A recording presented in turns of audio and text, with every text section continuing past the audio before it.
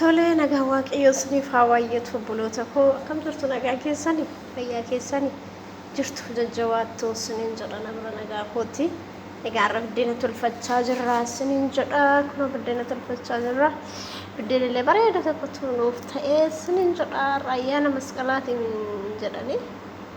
Kanaaf buddeena tolfachaa jirra koottadha. Ani isiniin jedha kaa'e koottaa. Lixiin keenya illee kunoo kana fakkaata. Asitti qallifannee jirra jechuudha. Buddeena tolfanna iddoo kamittuu biyya keenyatti saafaa guddaatti hojjetatu miti kunooti nuti asumas tolfachaa jirra. Egaa akkasittiin tolfachaa jirra. Isiniin jedha buddeena bareeda tokkodha. Haa nyaannu koottati. Egaa tolfachuudhaaf jirra amma. Eeleen keenya illee kana fakkaata. Eelee bareeda qabna. Buddeena waa tolchuu dagalleerra.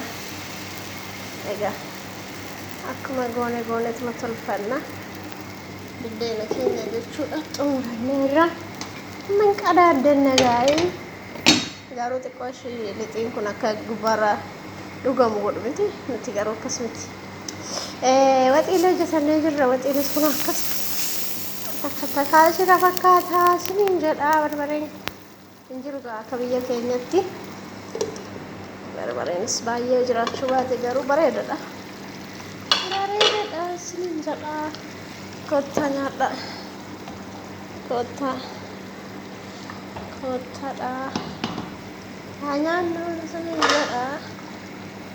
Haa nyaannu. Koottaa.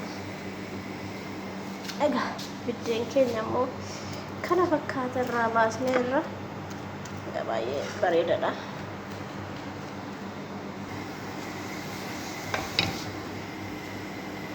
Buddeena amma fakkeenyaaf akkanatti gaafa tolfanne nuti akka biyya keenyaa sanatti ta'uu baachuu danda'a. Akkasitti dhiisneetu kanatti goona jechuudha. Sababni isaa maaliif hin furdatan jechuudha. Gadi dhuga waan ta'eef jechuudha. Kanaaf hin haphata gaafasanii akkasittiin irraan oofnan jechuudha. Eeleen isaa sababni isaa eeleen beektu baay'een xinnaadha. Kanaaf isiniin jedha kunooti akkas jira buddeenni keenya. Kana fakkaata. Isinillee hojjetadhaa nyaadhaa. Namoonni baay'een ayyaana kanaaf osoo biyya jiraanne maal wayyaa jedhaniitu bo'u. Ayyaanni biyya jiraattee dhiistee dhumaafuyyuu iddoo kamittuu ayyaana. Egaa kaayyoon nuti biyyaa baaneefis immoo dhimma hojiiti malee dhimma biraatiif miti.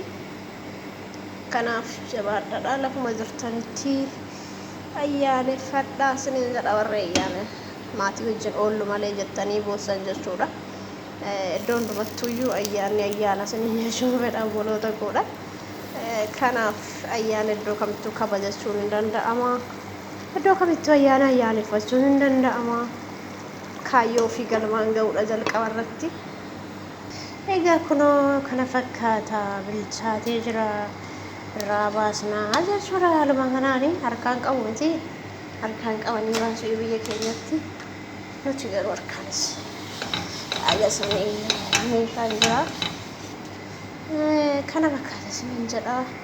Kaayyoon keenya nuti hojiidhaaf isiniin jechuudha kan ijoollee baay'een osoo maatii keenya bira jiraanne osoo haadha keenya harmee keenya biratti ayyaana kana geggeessine warri jedhan bo'an baay'ee waan jiraniif